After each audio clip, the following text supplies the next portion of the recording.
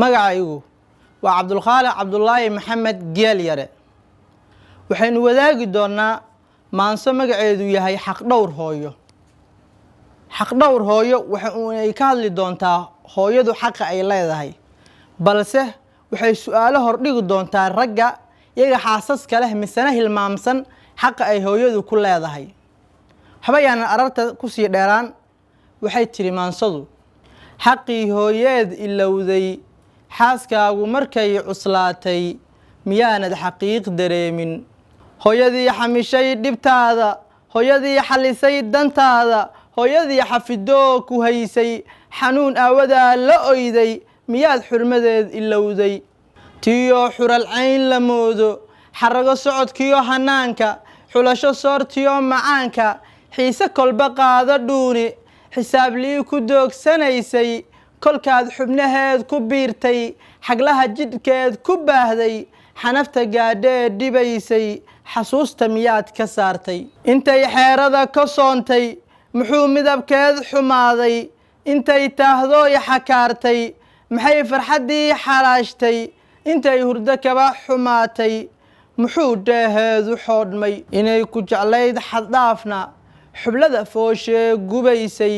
kolkay xabadkeed ku saartay maxay xanuunkii xabaashay kolkaad xiintood ilmayso xumad ku gaadhood aruurto maxay labalaab xaggeeda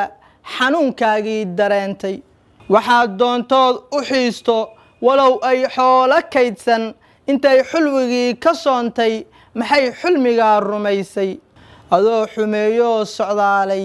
kolkaad xariirkeeda goyso maxay xidig kuugu yeedhay waayaha isxigee adduunku xog bay kuu sidaan da'weyne xiskaagu miyuu ka gaabshay inaad baxaq dhowrto hooyo anoo maka kuu xambaarin xaramkaba anoon ku geynin xariir anigoon dushaada hooyoy ku xardhin adduunka xakiim ima dilee nacamdhe xalaal anigoon ku quudin anoon xulmigaa rumaynin xaqiiq anigoon ku siinin xiisaba waxaad u qaaddo xakiim ima dilee nacamdhe xubbiga iyo hayeen la dheehan rabbiba xaqliguu abuuray adaa hooyoy xiskayga ku yeeshay xarumo dhowra maankaygu xaggaaga weeye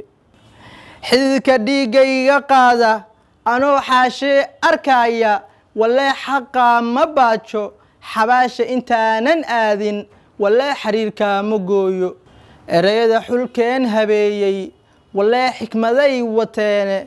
intuu xulad naar ku gaadhin xushmee hooyadaa u laabo ma ka heshaa barnaamijyada dalsoor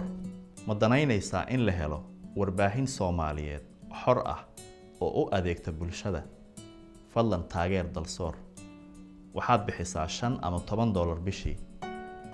deeqdaada sidan aad u bixin kartaa